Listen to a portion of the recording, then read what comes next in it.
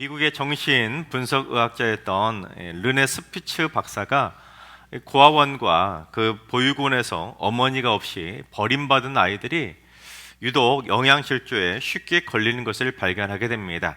그래서 사랑과 영양실조에 대한 상관관계를 연구를 하게 됩니다.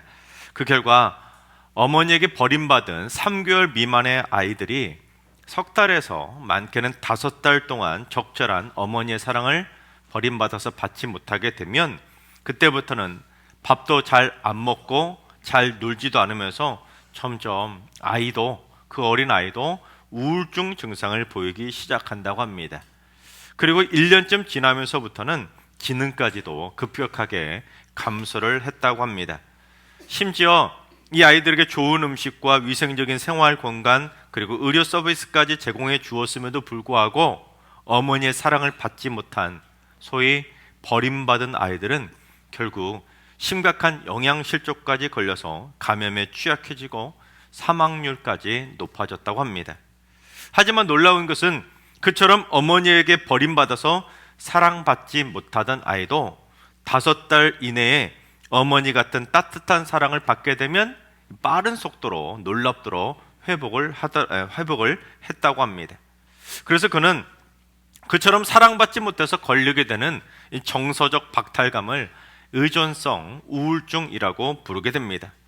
사랑받지 못하게 되면 몸과 마음에 심각한 영양실조가 걸려서 몸만 비쩍 마르는 것이 아니라 마음까지도 바짝바짝 메마르게 되는 것입니다. 그러니까 한마디로 말하면 사랑의 영양소가 결핍되어 버린 사랑 결핍증이라고 말할 수가 있는 것입니다. 그런데 오늘날 많은 현대인들이 그처럼 사랑 결핍증에 시달리고 있습니다. 좋은 음식도 많이 먹고 비싼 차도 타고 다니고 비싼 집에서 위생적인 생활도 하고 가까운 곳에 병원도 있고 심지어 곁에 가족도 있고 친구도 있고 곁에 이웃도 있지만 제대로 된 사랑을 받지 못한다고 느끼는 겁니다. 내가 마음을 완전히 기대고 의존할 만큼 그만큼 어머니의 따뜻한 사랑의 대상이 없다고 그렇게 사랑에 고파하고 있는 것입니다. 그러다 보니 몸과 마음이 바짝바짝 메마르는 사랑 결핍증에 시달리고 있는 것입니다. 그러다 보니 많은 사람들이 사랑받지도 못하고 또한 반대로 사랑하는 법도 모르는 각박한 세상이 되어버렸던 것입니다. 따라서 오늘날 우리 현대인들에게 가장 필요한 것이 무엇이겠습니까? 그건 바로 사랑 아니겠습니까? 너도 나도 사랑이 필요한 시대입니다. 단순한 이성적인 사랑이 아니라 우리의 몸과 마음과 영혼에까지 따뜻한 사랑의 영양분이 필요한 것입니다. 저는 목회를 결심하고 신학교 때부터 분명하게 결심했었던 목회 철학이 있었는데 그건 바로 사랑 목회라는 것입니다.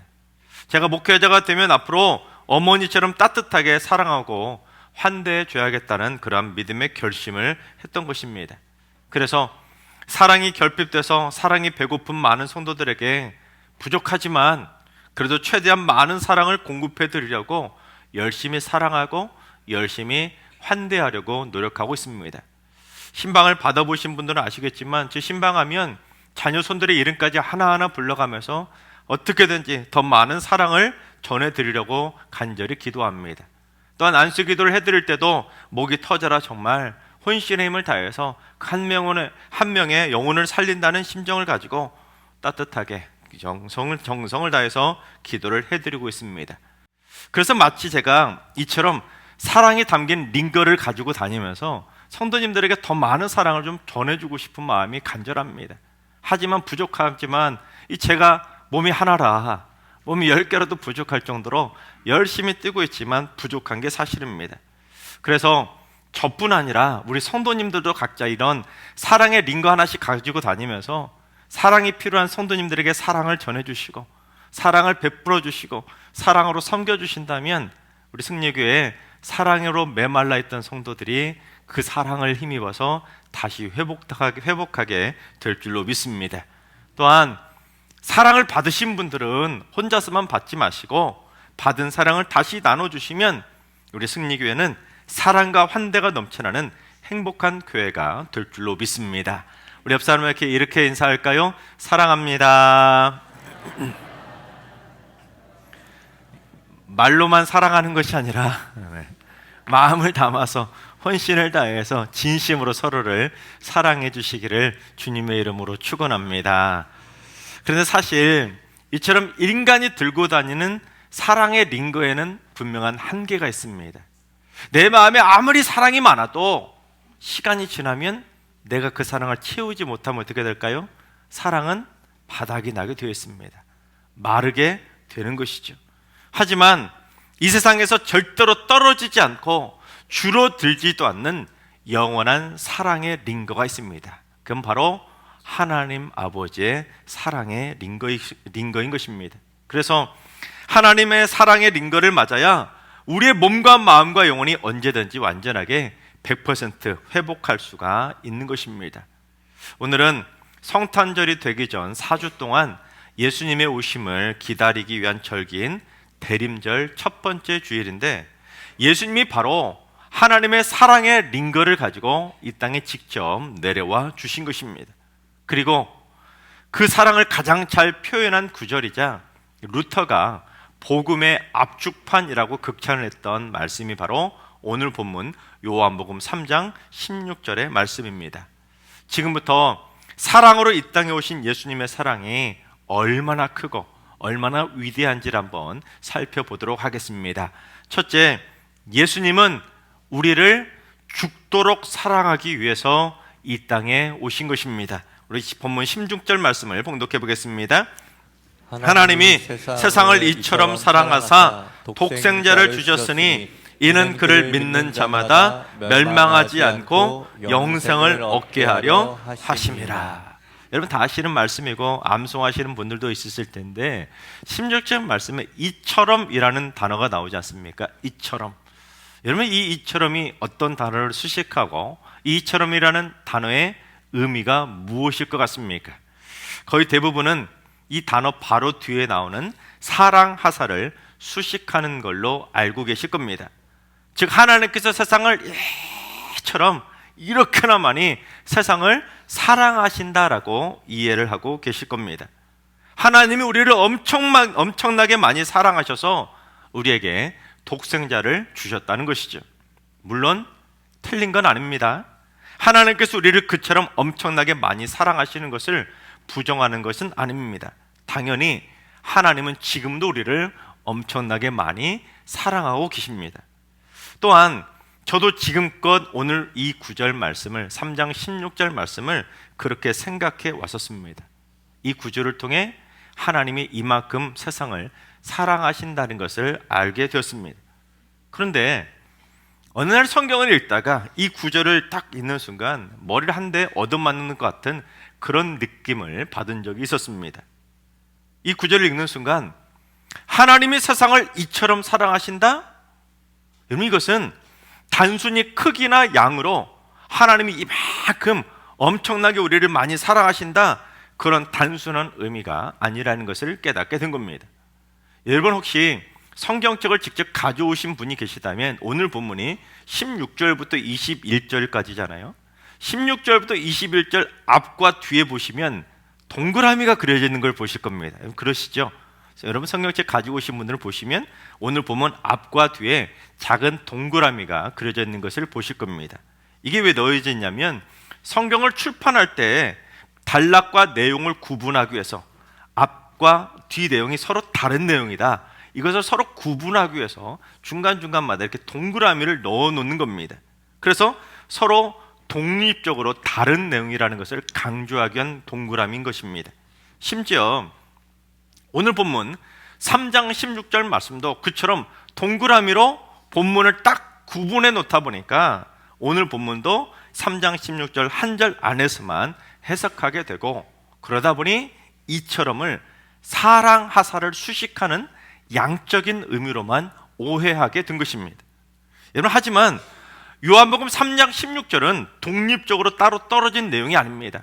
사실은 요한복음 3장 말씀을 전체를 쭉 읽다 보시면 예수님이 이미 앞에서 하셨던 말씀을 16절에서 다시 한번 반복하고 계신다는 것을 알게 됩니다. 그래서 16절은 반드시 앞 단락과 구분하고 분리할 것이 아니라 반드시 연결해서 해석해야 하는 것입니다. 우리 본문 바로 앞절인 15절을 봉독해 볼까요? 이는 그를 믿는 자마다 영생을 얻게 하려 하심이니라. 어디서 많이 본 구절 아닙니까? 멸망하지만 없을 뿐이지 16절에 똑같은 내용이 그대로 반복되고 있는 겁니다. 즉 그를 믿는 자마다 멸망하지 않고 영생을 얻게 된다는 것을 예수님이 2번 반복하면서 강조하신 겁니다. 예수님을 믿어야지만 죽지 않고 살게 된다는 겁니다. 그리고 오늘 본문에 이처럼이라는 단어의 핵심은 바로 14절에 있습니다. 14절을 해석하지 않고는 14절을 분리시키고는 16절 말씀을 온전히 이해할 수가 없다는 겁니다. 그래서 이처럼이 수식하는 단어는 바로 뒤에 나오는 사랑하사가 아니라 앞에서 언급하셨던 14절입니다. 하나님의 세상을 14절처럼 14절 같이 사랑하신다는 겁니다. 우리 14절을 봉독해 보겠습니다. 모세가 광야에서 뱀을 든 것 같이 인자도 들려야 하리니. 모세가 광야에서 뱀을 그 장대에다가 탁 든 것 같이 이처럼 이렇게 하나님이 세상을 사랑하신다는 것입니다. 실제로 이처럼이라고 번역된 헬라어가 단어가 후토스라는 단어입니다. 후토스. 이 후토스라는 단어를 헬라어 사전을 찾아보시면 뭐라고 뜻풀이를 해놓았냐면 이렇게, 이런 방식으로 그렇게 풀이가 되어 있는 것을 보실 겁니다. 즉 오늘 본문의 강조점은 하나님의 사랑의 양을 언급한 것이 아니라 사랑의 방식을 언급하고 있는 것입니다. 실제로 헬라어 원문을 보면 헬라어 원문에도 16절 말씀의 첫 단어가 하나님이 아닙니다. 우리 한글 성경에는 하나님이 세상을 이처럼 이렇게 되어 있잖아요. 그런데 헬라어 원문에는 16절 말씀 첫 단어가 후토스입니다. 이처럼, 이렇게, 이 단어로 시작을 하는 겁니다. 그래서 하나님이 세상을 이처럼 사랑하사가 아니라 이렇게 하나님이 세상을 사랑하사 독생자를 주셨다. 이게 헬라어 직역입니다. 그러니까 헬라어 원문을 살리고 앞에 단락까지 연결시켜서 3장 16절을 해석해 본다면 하나님이 세상을 이만큼 엄청 많이 사랑하사 독생자를 주셨다. 그 정도의 의미가 아닙니다. 물론 그만큼 우리를 엄청 많이 사랑하시니까 우리에게 독생자를 주셨지만 사실은 모세가 광야에서 뱀을 든 것 같이 이런 방식으로 하나님도 세상을 사랑하셔서 독생자를 뱀처럼 십자가에 매달아 버리기 위해서 이 땅에 보내셨다라는 겁니다. 끔찍한 사랑이죠. 하나밖에 없는 독생자를 이렇게까지 사랑하셔서 독생자를 이 땅에 보내셨다는 의미가 바로 3장 16절의 말씀인 것입니다. 모세가 광야에서 뱀을 든 사건은 민수기 21장에 나오는 내용입니다. 이 출애굽한 이스라엘 백성들이 에돔 땅을 통과해서 그 길로 바로 들어가면 가나안 땅으로 쉽게 들어갈 수가 있었습니다. 그래서 이스라엘 백성들이 이 에돔 땅 좀 통과하게 해달라고, 그 길을 가게 해달라고 요청을 하게 되지만 에돔 왕이 단칼에 거절하게 됩니다. 그러다 보니 에돔 왕이 허락을 안 해주는 바람에 에돔 땅으로 들어가지 못하고 우회해서 험한 광야로 뺑 돌아가게 됩니다. 그러다 보니 길도 없는 험난한 광야에서 소위 뺑뺑이를 돌게 된 것입니다. 그랬더니 이스라엘 백성들이 하나님과 모세를 향해 원망을 막 쏟아내는 겁니다. 왜 우리를 애굽에서 인도해서 이 먹을 것도 없고 물도 없는 광야로 인도해서 우리를 광야에서 죽게 만드냐고 대놓고 따진 겁니다. 심지어 하나님이 그들에게 매일 만나를 주시지 않았습니까? 이렇게 맛있는 만나를 매일매일 40년 동안 물리지 않은 만나를 주셨는데 그때 이스라엘 백성들이 그 만나를 보고는 뭐라고 한지 아십니까? 이 하찮은 음식을 못 먹겠다고, 먹기 싫다고 소위 하나님에게 반찬 투정까지 벌인 것입니다. 그랬더니 하나님이 진노하셔서 그들에게 불뱀을 보내서 불평하는 그들을 심판하신 겁니다. 그래서 사람들이 이 뱀에 물려서 막 죽어나가니까 모세가 하나님께 이 백성 좀 살려달라고 기도하게 된 것입니다. 그러자 하나님이 모세에게 해결책을 가르쳐 주기를 뱀 모형을 만들어 가지고 장대 위에 높이 달고 그 뱀을 바라보는 사람들은 뱀에 물려서도 죽지 않고 살아나게 될 거라고 가르쳐 주신 겁니다. 그러자 이 모세가 얼른 광야에 놋뱀을 만들어서 장대 위에 놋뱀을 딱 매달자 그걸 믿고 그 장대 위에 매달린 놋뱀을 바라본 자들은 뱀에 물렸는데도 죽지 않고 살아나는 것입니다. 마찬가지라는 거예요. 우리는 모두 인생의 광야에서 불순종하고 불평하고 툭하면 원망하느라 죄로 인해서 하나님의 심판을 받아서 전부 다 죽어야 될 우리는 모두 죄인들입니다. 그런데 하나님이 마치 죽어야 될 백성들이 죽지 않도록 모세가 뱀을 광야에서 든 것 같이 이런 방식으로 우리도 살리기 위해서 독생자 예수 그리스도를 십자가에 매달기 위해서 우리를 위해서 독생자를 보내셨다는 것입니다.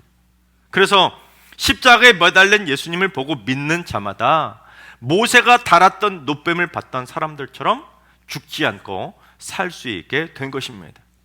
그러니까 예수님은 단순히 세상을 이처럼 많이 사랑하셔서 우리들을 사랑하기 위해서 어떻게 사나 하고 구경하러 이 땅에 오신 것이 아닙니다. 뱀이 장대에 들려서 그걸 바라본 사람들이 살아났던 것처럼 그런 방식으로 그렇게까지 하기 위해서 예수님을 십자가에 그 장대 위에 매달으실 정도로 우리를 죽기까지 사랑해 주신 것입니다. 따라서 요한복음 3장 16절 말씀은 독생자 예수를 그리스도를 십자가에 매달아 버리실 정도로 그렇게까지 우리를 죽도록 사랑해 주신 하나님의 사랑의 방식과 사랑의 양까지 모두 다 담겨 있다고 말할 수가 있는 것입니다. 그래서 그 의미까지 온전히 깨달을 수 있어야 내가 멸망하지 않도록 나를 위해서 하나님이 독생자 예수 그리스도를 십자가에 매달아 버릴 정도로 하나님의 사랑을 큰 사랑이라는 것을 우리가 깨달을 수 있게 되는 것입니다. 여러분, 병원에서 링거를 놓으면 링거를 어떻게 놓습니까? 이게 링거를 바닥에다 놓고 링거를 놓나요? 아니죠. 링거를 항상 위에 매달고 링거를 놓잖아요. 마찬가지입니다. 우리 예수님께서도 십자가 위에 매달리셔서 주님의 사랑의 링거를 우리에게 공급해 주시기 위해서 하나님께서 독생자 예수 그리스도를 십자가에 매달아 버리실 정도로 우리를 사랑해 주신 것입니다. 그래서 주님을 믿는 사람들은 십자가에서 죽기까지 자신의 피를 내어주신 그 사랑의 보혈을 수혈받아서 멸망하지 않고 영생을 얻게 되는 것입니다. 아르메니아 대지진 때 베르겐 신문에 보도가 되었던 실화입니다. 1988년에 아르메니아의 스피탁에서 지진이 발생하게 됩니다. 그때 26살의 엄마인 수잔나 페트로시안이 4살 난 딸 가야니와 함께 무너진 콘크리트 더미에 갇히게 됩니다. 피할 겨를도 없이 순식간에 건물이 무너져 버리는 바람에 그 무너진 건물 더미 밑에 매몰이 될 수밖에 없었던 겁니다. 그런데 얼마나 시간이 지났을지도 모를 정도로 시간이 한참 흐르고 났는데 기운이 빠진 이 4살 난 어린 딸이 배가 고프다고 막 먹을 거 달라고 조르기 시작하는 겁니다. 그러나 무너진 건물 속에 조명이 있겠습니까? 아무것도 보이지 않았기 때문에 아무리 주변에 손을 뻗어보아도 그것도 먹을 것도 구하지 못했다고 합니다. 그런데 먹을 걸 달라고 조르던 어린 딸이 이제 조르다 지쳤는지 이 엄마의 손가락을 물고 잠이 들었다고 합니다. 그런데 엄마가 생각할 때 딸이 이렇게 잠이 들었다가는 영영 깨어나지 못하고 잠이 들 것 같아서 딸을 흔들어 깨웠다고 합니다. 그리고는 바닥에 깨진 유리로 자신의 손가락을 찔러서 피가 나게 한 다음에 그 피가 나는 손가락을 딸의 입에 물려주었다고 합니다. 그랬더니 이 딸아이가 젖을 빨듯이 엄마의 손가락을 빨더니 이 조금씩 기운을 차리는 것 같았다고 합니다. 하지만 얼마 못 가서 손가락에서 더 이상 피가 나오지 않았다고 합니다. 그러면 아이는 얼마 또 못 가서 또다시 깨가지고는 배고프다고 먹을 거 달라고 울었다고 합니다. 그러면 엄마는 또 다른 손가락을 찔러서 다시 아이에게 물려주었고, 그렇게 한 손가락, 두 손가락 물려주다가 결국 10손가락 모두를 찔러서 아이에게 물려주었다고 합니다. 그러다가 드디어 14일 만에 이 모녀가 극적으로 구조가 되었다고 합니다. 대부분의 아이들은 그런 상황이 되면 3일을 버티지 못하고 탈진해서 죽게 되는데 무려 14일이나 버틴 것입니다. 그런데 모녀를 치료하던 의료진들이 이 아이가 엄마의 피를 빨아먹고 살았다는 것을 알게 되었다고 합니다. 10손가락 모두를 찔러서라도 자신의 피를 자식에게 모두 다 주고 싶어하는 마음, 그게 바로 어머니의 사랑의 마음인 것입니다. 그런데 예수님도 우리를 그런 방식으로 그렇게까지도 우리를 사랑해 주신 것입니다. 십자가에 매달려서 손과 발에 못이 박히시고, 또한 옆구리에 창까지 찔리면서 마지막 피와 마지막 물 한 방울까지 다 쏟으시면서 우리를 죽도록 끔찍히 사랑해 주신 것입니다. 따라서 그 사랑의 보혈을 수혈받아야지만 우리는 멸망하지 않고 정죄받지 않고 영생을 얻을 수가 있는 것입니다.